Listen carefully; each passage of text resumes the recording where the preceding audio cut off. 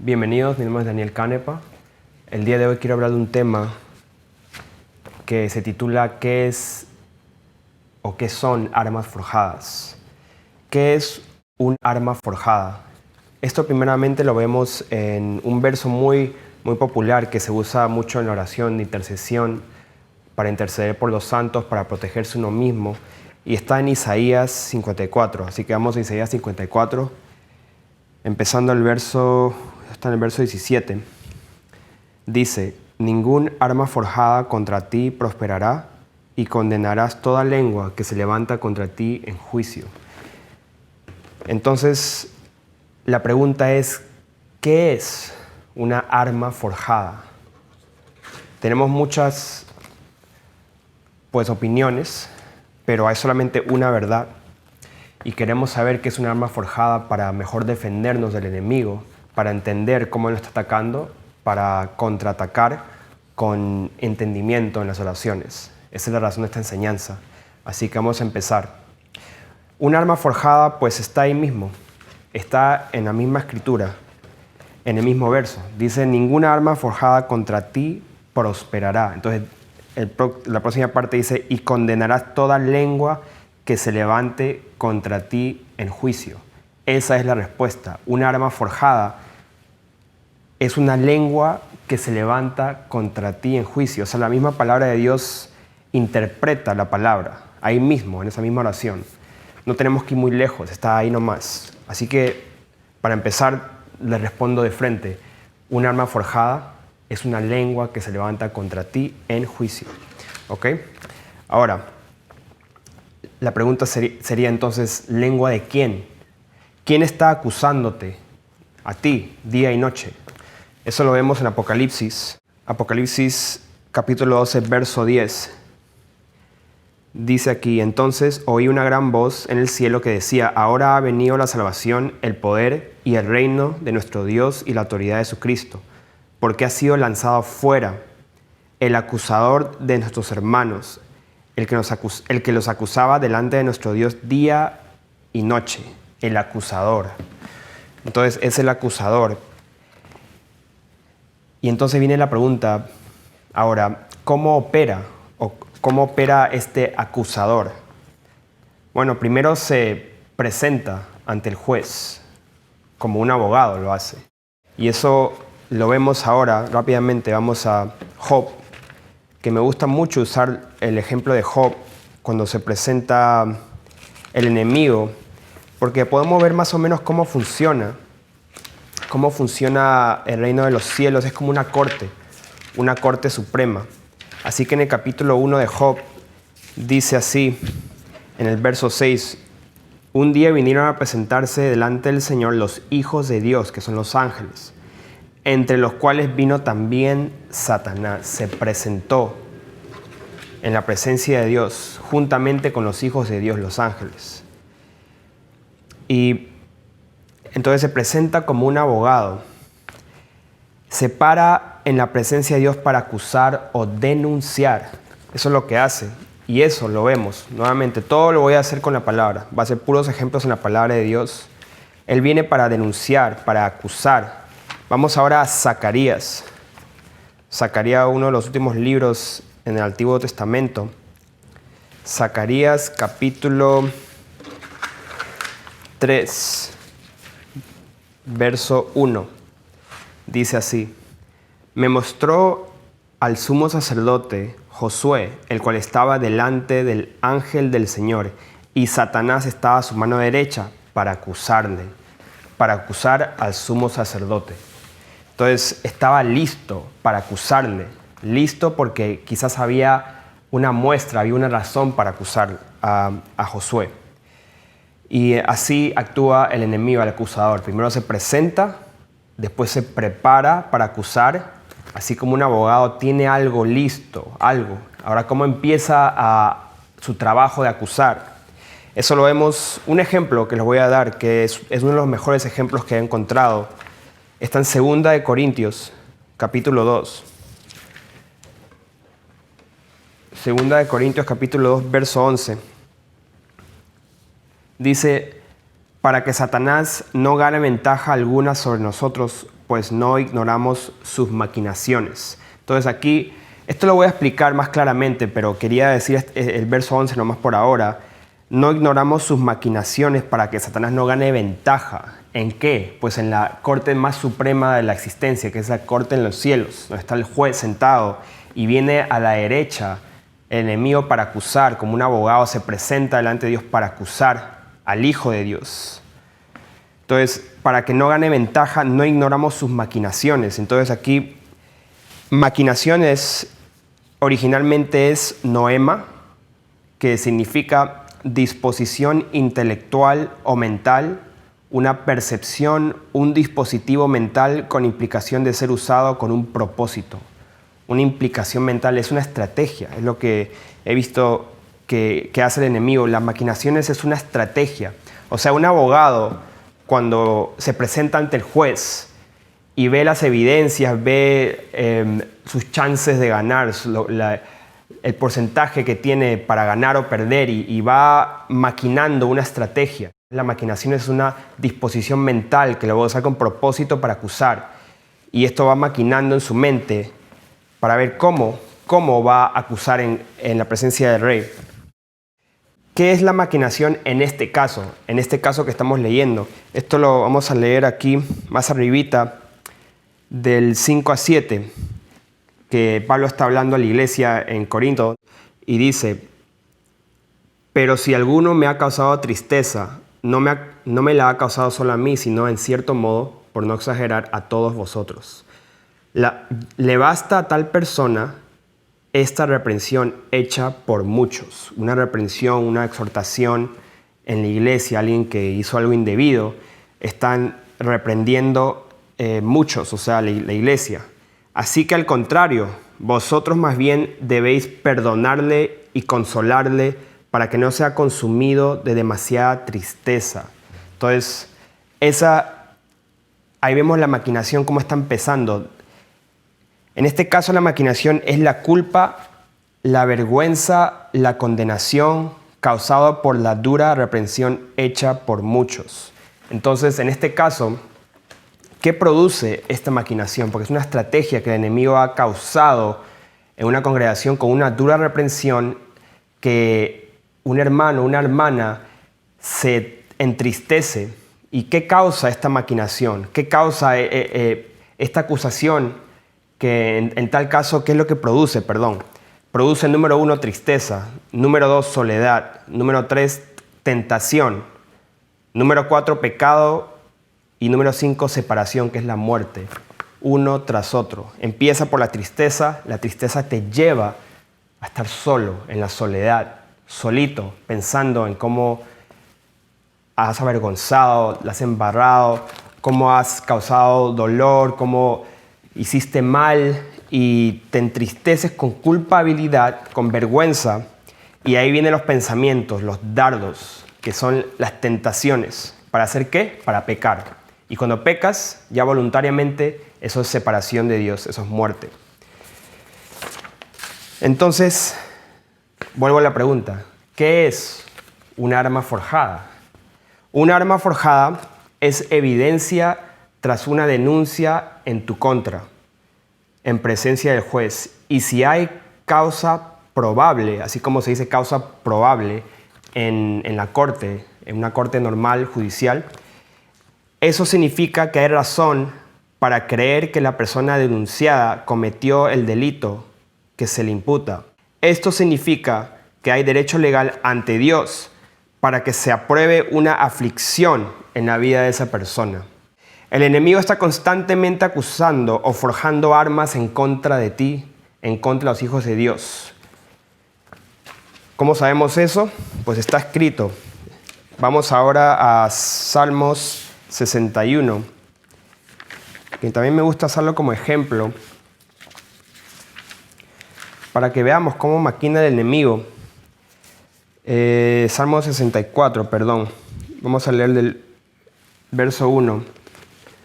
Salmo 64, verso 1. Escucha, oh Dios, la voz de mi queja. Guarda mi vida del temor del enemigo. Escóndeme del consejo secreto de los malignos, de la conspiración de los que hacen iniquidad, que afilan como espada su lengua, lanzan cual saeta suya, una saeta, una arma, palabra amarga.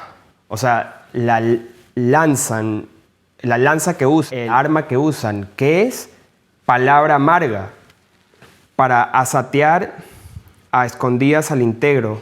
De repente lo asatean y no temen.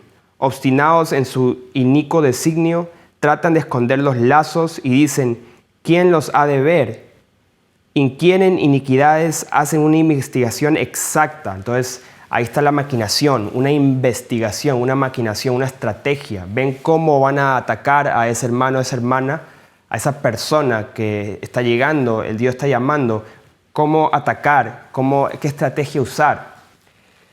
Hacen una investigación exacta y el íntimo pensamiento de cada uno de ellos, así como su corazón, es profundo. Es profundo el pensamiento del enemigo de cómo tumbarnos, cómo hacernos caer. Un segundo ejemplo está en Salmos 119. 119, verso 69. Contra mí forjaron mentira los soberbios, mas yo guardé de todo corazón tus mandamientos. Lo quería decir también esa parte, me gusta ese verso. Contra mí forjaron. ¿Qué forjaron? Mentira los soberbios. Entonces, estamos entendiendo que el enemigo se presenta, el enemigo es como un abogado listo para acusar y arma una estrategia en contra de ti. Y el arma forjada es la acusación contra de ti, es la evidencia. Es la evidencia que se puede usar así como en una corte, un abogado trae una evidencia, quizás algo que se usó en la escena de crimen, una huella digital, una evidencia, es algo que tiene para decir, mira lo que hizo. Aquí está la prueba, aquí está la evidencia, es una acusación. Es lo que el enemigo tiene en tu contra, es algo que se ha diseñado, se ha fabricado, se ha formado, se ha forjado, se ha moldeado para acusarte.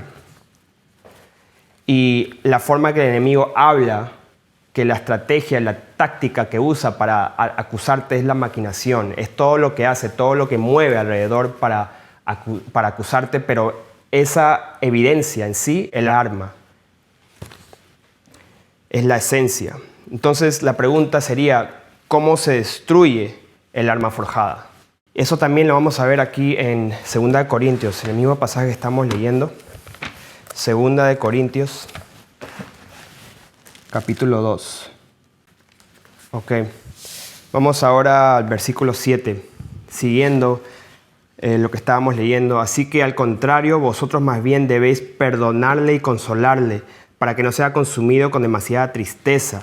Así que la estrategia del enemigo es causar tristeza, una tristeza, por lo cual os ruego que confirméis el amor para con él. Porque también para este fin os escribí, para tener la prueba de si vosotros sois obedientes en todo. Y al que vosotros perdonáis, yo también, porque también yo lo que he perdonado, si algo he perdonado, por vosotros lo he hecho en presencia de Cristo. Entonces, aquí lo que está pasando es que hay una arma forjada, hay una acusación, hay una evidencia que está maquinando tristeza, soledad, lleva a la tentación, lleva al apartarse, lleva a una culpabilidad muy grande. Entonces, Pablo, viendo que esto está pasando en Corinto, entonces lo que hace es que le dice a la iglesia que está bien que lo reprendan si ha hecho algo malo, pero tengan cuidado, porque al hacerlo el enemigo empieza a maquinar cosas en la mente de esa persona y hay acusaciones delante de Dios. Entonces, si no se hace algo, pues esas armas van a ser usadas después para causar aflicción a esa persona. Entonces lo que se tiene que hacer, una forma de destruir el arma forjada. Y aquí tengo una arma que por cierto lo usé para hacer la foto que tenemos en el canal. Es una espada. Ahora, la forma de destruirla, en este caso, sería más bien quitarla. Se tiene que quitar el arma del enemigo. Esa evidencia, eso que se usa en contra de ti, tienes que quitárselo. ¿Ok? Así que se lo quitas al enemigo. ¿Cómo Entonces, ¿qué sucede espiritualmente si se quita un arma forjada? ¿Cómo sucede esto? ¿Cómo funciona? Quitando un arma forjada, ¿cómo es eso? Bueno, vamos a Isaías 54 nuevamente. Isaías 54, donde empezamos. Ya leímos en el verso 17, ningún arma forjada contra ti prosperará y condenarás toda lengua que se levante contra ti en juicio. Pero aquí viene la segunda parte.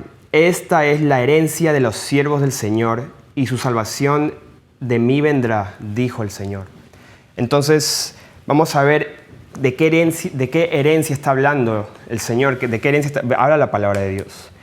Vamos ahora a Hebreos para ver la herencia que se menciona acá. Hebreos capítulo 1, verso 7 dice, ciertamente de los ángeles dice, el que hace a sus ángeles espíritus y sus ministros llama de fuego. Verso 14, ¿no son todos espíritus ministradores enviados para servicio a favor de los que serán herederos de la salvación? Ahí está, herederos, está hablando la palabra. Entonces, herederos de salvación, herederos que están los ángeles ministrados a nuestro servicio. ¿Cómo es eso? ¿Qué sucede espiritualmente? Es la pregunta. Espiritualmente no sé qué está sucediendo. Si se le quita un arma forjada, ¿cómo se hace? ¿Qué sucede? Pues aquí dice la palabra que somos herederos, de que los ángeles nos ayuden en la batalla espiritual, cuando hay acusaciones, cuando hay lanzas, espadas, armas forjadas en contra de nosotros. Entonces, vamos a ver qué sucede aquí cuando hay un ángel de Dios que Dios está a favor de ti y sus ángeles están a tu servicio. Eso lo vamos a ver nuevamente en Zacarías, donde estábamos leyendo anteriormente. Zacarías, capítulo 3. Ok, ahora vamos a leer todo el contexto acá.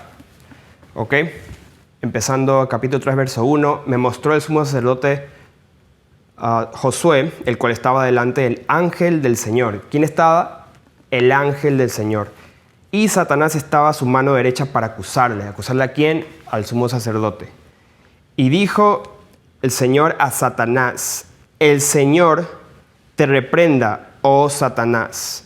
El Señor que ha escogido a Jerusalén te reprenda. ¿No es este un tizón arrebatado del incendio? El tizón es como una leña, una raíz. Y Josué estaba vestido de vestiduras viles y estaba delante del ángel, de este mismo ángel del Señor, que le dijo a Satanás que Dios te reprenda. Pero ¿por qué estaba listo para acusar al sumo sacerdote? Bueno, porque tenía algo en su contra, una evidencia, una acusación. Ahí lo dice, el arma forjada, y lo dice de esta manera, que tenía vestiduras viles, había evidencia, estaba manchado y estaba delante del ángel. Verso 4, y habló el ángel y mandó a los que estaban delante de él diciendo, quitad de estas vestiduras viles, y a él le dijo, mirad que he quitado de ti tu pecado y te he hecho vestir de ropas de gala. Después dijo, pongan mitra limpia sobre su cabeza, y pusieron una mitra limpia sobre su cabeza y le vistieron las ropas, y el ángel del Señor estaba en pie. Entonces aquí el Señor le perdona, lo revisten con vestiduras limpias. ¿Y qué pasa entonces? Bueno, ya no tienen las vestiduras sucias, ya no hay una arma forjada. Es un ejemplo aquí muy, muy bueno de lo que estamos hablando, de lo que pasa espiritualmente cuando el Señor está de tu lado y tus ángeles están al servicio de los herederos, de los santos. Ahora, algo parecido lo hemos visto ya en Judas. Vamos ahora a Judas, que también dice lo mismo. No habla muy detalladamente de por qué pues, Judas eligió decir esto, pero igual lo dice. Y es importante también verlo. En verso 9, en Judas dice, pero cuando el arcángel Miguel contendía con el diablo disputando con él por el cuerpo de Moisés, no se atrevió a proferir juicio de maldición contra él, sino que dijo, el Señor te reprenda. Entonces la forma que se pelea espiritualmente es a través de las palabras, el Señor te reprenda. Y si hay vestiduras viles, si hay evidencia de algo que ha estado mal, pues hay una arma. Y el enemigo maquina formas de que esto sea usado en contra de ti, en contra de ustedes, en contra del hermano que está triste, acusando día y noche. Entonces vamos ahora a continuar aquí. Y entonces, ¿cómo es esto? ¿Cómo funciona? ¿Cómo los ángeles están al servicio? ¿Cómo se despoja al enemigo? Pues el Señor ya lo hizo. Jesús ya despojó al enemigo quitándole sus armas. ¿Por qué? Porque sus armas son mentirosas. Las armas del enemigo son mentirosas. Eso lo vemos en Colosenses capítulo 2. Vamos a Colosenses 2. Versículo 14. Anulando el acta de los decretos que había contra nosotros, que nos era contraria, quitándola de en medio y clavándola en la cruz, y despojando, aquí viene, y despojando a los principados y las potestades, los exhibió públicamente, triunfando sobre ellos en la cruz. El Señor Jesús ya despojó al enemigo cuando el acta, o sea, la ley, los decretos de la ley que estaba en contra del pueblo de Dios, Él, al morir en la cruz, Él anuló esa acta, esa evidencia, quitó, despojó, dice, despojó a los principados y potestades. Él lo hizo por nosotros. Ahora vamos a Isaías capítulo 54 nuevamente. Quería mencionar algo más que es muy importante, porque la gente piensa que pues Jesús pelea con Satanás y están así peleando como izquierda, derecha, el bien y el mal, peleando. Pues algo tienen que entender, que es muy importante. Versículo 16 de capítulo 54. He aquí que yo hice al herrero que sopla las ascuas en el fuego y que saca la herramienta para su obra, y yo he creado al destruidor para destruir. El Señor está en control. Él permite la aflicción si le damos paso al acusador. Él permite que suceda. Pero como Él fue perfecto con el camino en la tierra y no pecó, entonces Él despojó al enemigo y ese derecho, esa evidencia, o lo que se puede decir, esa acusación, esa maquinación, cualquier cosa que le estaban acusando al Señor, los fariseos, los escribas y todas las personas que lo acusaban con mentira. Entonces Él los despojó. Pero Dios, Él ha creado al destruidor. Él lo hace para disciplinar a sus hijos. Entonces lo que tenemos que hacer siempre, y aquí viene, tenemos que entender que estamos en una corte suprema. En nuestras vidas es una prueba. Y cuando entendamos eso, cuando viene una prueba, cuando viene una acusación, cuando alguien está mal en la congregación o es acusado por sus hermanos, tienen que entender cómo el enemigo maquina y hace estrategias para que uno sea acusado demasiado y se aparte, para que uno no entienda cómo luchar por su familia, cómo orar. Y quiero explicarle aquí la terminología en una corte suprema que es la más alta, que está en los cielos. Primeramente, una arma forjada, ¿qué es? Es una acusación o una denuncia con evidencia, ¿ok? Es algo que el enemigo tiene en contra de ti, algo que tiene, que lo puede usar en contra de ti. Maquinación. La maquinación es una táctica secreta que el enemigo usa para acusarte. Es la forma que te acusa, es la táctica, la estrategia que usa para acusarte. Así como un abogado usa la estrategia, que seguro así como los jugadores de fútbol, baloncesto, tienen los nombres de tácticas que usan, igualito, el enemigo tiene tácticas para acusar, para usar esa arma en tu contra. Derecho legal. El derecho legal es una causa probable ante el juez. Aflicción. Aflicción es sentencia de un delito o transgresión. Ya es una sentencia, ya uno que se halla culpable. La aflicción es una sentencia. ¿Ok? Ahora, quitar el arma forjada es despojando y anulando el acta de los decretos que había contra nosotros, quitándole esa acta, quitándole ese derecho, quitándole esa acusación, quitándole eso que tenía para usarlo en contra. ¡Pum! Desaparece. Es esto que tiene. Es como que lo usa. Mira juez, lo que esta persona ha hecho. Mira, y entonces de la nada se le quita. Se le quita, ya no lo tiene más. Entonces si no tiene, no puede usarlo en tu contra. ¿Entiendes? Ya no lo puede usar. Entonces, si ves que el enemigo está maquinando acusaciones y adquiriendo derecho legal en tu contra, debes de desarmarlo quitándole esa arma forjada. Quería dar un ejemplo aquí de una forma de hacerlo. Hay muchos ejemplos que puedo dar. Y sé que esto es difícil, pero es muy importante. Ahora vamos a Mateo 5. Aquí está un ejemplo de cómo se hace, cómo se desarma el enemigo. Mateo capítulo 5, verso 23. Por tanto, si traes tu ofrenda al altar y allí te acuerdas de que tu hermano tiene algo contra ti, deja allí tu ofrenda delante del altar y anda, reconcíliate primero con tu hermano y entonces ven y presenta tu ofrenda. Ponte de acuerdo con tu adversario pronto, entre tanto que estás con él en el camino, no sea que el adversario te entregue al juez y el juez al alguacil y seas echado en la cárcel. De cierto te digo que no saldrás de allí hasta que pagues el último cuadrante. Entonces el juez es Dios, el alguacil son los demonios, cárcel es aflicción, es una sentencia.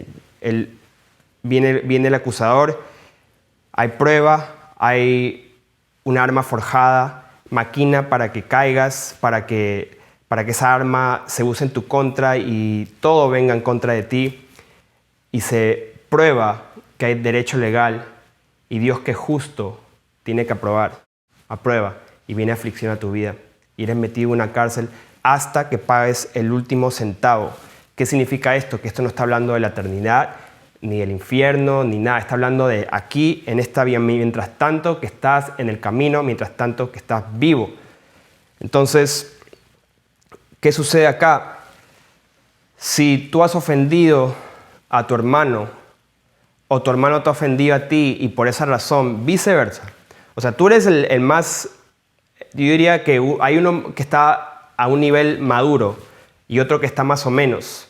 La persona que piensa que sabe más, no importa si él ha fallado o el otro falló, tiene que tomar la iniciativa. Entonces, ¿qué haces? Si alguien se ha ofendido, por ejemplo, nos peleamos, discutimos, argumentamos, y con mi hermano, con mi hermana, estamos separados por esa razón. Entonces, ¿qué se hace? Espero a que me llame, que me busque, y pasan los días, y el rencor y la tristeza aumenta y aumenta, porque hay un dicho que dice que el tiempo sana todas las heridas, y eso es mundano y no es de Dios. Uno tiene que perdonar inmediatamente, hacer las paces inmediatamente. Eso es de Dios. Entonces, lo que se hace es que se busca y se pide perdón. Muchas veces se habla de perdonar. Muchas enseñanzas de perdonar, pero pedir perdón es diferente. Entonces, muchas veces dicen, no, pero yo no hice nada y mi conciencia está limpia. Yo no hice nada malo, no importa. Uno va donde su hermano, donde su hermana, donde el prójimo, el papá, la mamá, el hermano, las hermanas, el primo, la tía. Uno va a esa persona y le pide perdón. En eso vas a apagar ese fuego, en eso vas a quitar esa arma porque esa persona tenía algo en contra de ti. Y quizás esa persona se queje. Y quizás el enemigo use eso en tu contra. Y se vea que pues has tenido mala actitud, has sido rudo, has sido rebelde, has sido muy fuerte, muy tosco. Tus palabras dolieron el corazón de esa persona, pero tú debes pensar que no, tú no hiciste nada de eso. Pero ¿qué pasa? Hay algo ahí, hay una arma. Puede ser uno más pequeño, puede ser uno de plástico, de cartón, pero hay algo ahí. Entonces lo que haces es cuando tú vas y pides perdón, aunque crees que estás bien, lo que haces es que vas al enemigo en la Corte Suprema aquí está el enemigo, tú vas y dices, levantas la mano, te paras en la Corte Suprema y dices, hermano, perdóname, yo te ofendí. Entonces, yo te ofendí, yo reconozco, te humillas. El que se cree maduro tiene que hacerlo, ¿ok? Y lo que haces haciendo eso es que agarras el arma y se lo quitas y ya no está, ya. Ese es cumplir la ley del Señor, de ir 2 millas. Si alguien te pide, vas 2 millas, entonces tú das de ti, das más de lo que se te espera. Entonces, esto se puede aplicar no solamente al perdón, se puede aplicar a muchas cosas. Por ejemplo, si hay una persona en la familia que es inconverso, un ejemplo que les doy, voy a ir pensando en qué ejemplos les puedo dar porque hay bastantes. Entonces, esa persona inconversa, muchas veces he escuchado esto, que se enoja porque dice que su familia ahora es religiosa porque ha nacido de nuevo, vive en santidad, no quiere pecar. Entonces lo ve religioso, no, que solamente hablan de Dios, que solamente Jesús, esto y el otro. Entonces tiene algo en contra de ti. ¿Y cómo se quita eso para que esa persona pueda, ustedes están orando por ese hermano, esa hermana, esa mamá, ese papá, ese hijo, hija, están orando para que ellos también entren en la promesa? Entonces, ¿cómo hacen? Pues primero tienen que mostrar amor y tienen que quitar todas las posibilidades de armas en contra de ustedes, acusaciones, porque la acusación también puede venir del adversario del acusador del diablo. Pero acuérdense que el adversario también usa vasijas también. Cualquiera puede ser usado por el enemigo para hacer tropezar a su hermano. O sea, las personas son usadas también para acusar. ¿Ok? Entonces esta persona dice, no, tú eres un religioso, le dice a su esposo, a su esposa, eres un religioso. ¿Por qué dice eso? Porque quizás a las 3, a la hora nona, se ponen a orar, o a las 7, a las 8, dicen, no, ahorita no puedo comer contigo, ahorita no puedo hablar, tengo que ir a orar, porque son las 7, son las 3, yo tengo que ir a orar. Y esa persona se queda como que, ok, y se acostumbran a eso, y como tienen una rutina, dicen, no, ustedes son religiosos, tienen una secta, porque a tal hora siempre esto y el otro. Y acuérdate que Dios nos hizo libres, nos ha hecho libres. Entonces, tenemos que a veces hacernos débiles a los débiles, judíos a los judíos. ¿Para qué? Para ganar algunos. Sabiendo que estamos bien, podemos orar. Mira, si no es a las 3 hoy día, quizás es a las 12. Si no es a las 12, quizás es a las 9 de la noche. Entonces, somos libres.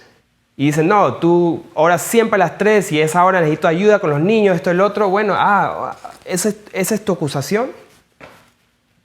Ok, no voy a orar a las 3, me voy a reunir a otra hora. ¿A qué hora puede ser? ¿A las 7 estás ocupada, ocupado? Sí, a esa hora sí ocupado. Ok, a las 9. No, a esa hora estoy libre. Ahí sería bueno, ya los niños ya están conmigo y puedes ir a orar a esa hora. Ok, le quitas la arma. Se acabó. Entonces tú vas la extra milla. Cualquier acusación la estás quitando las acusaciones al enemigo y a esa persona que está hablando en contra de ti. Porque el enemigo usa a las personas. Tenemos que ser irreprensibles.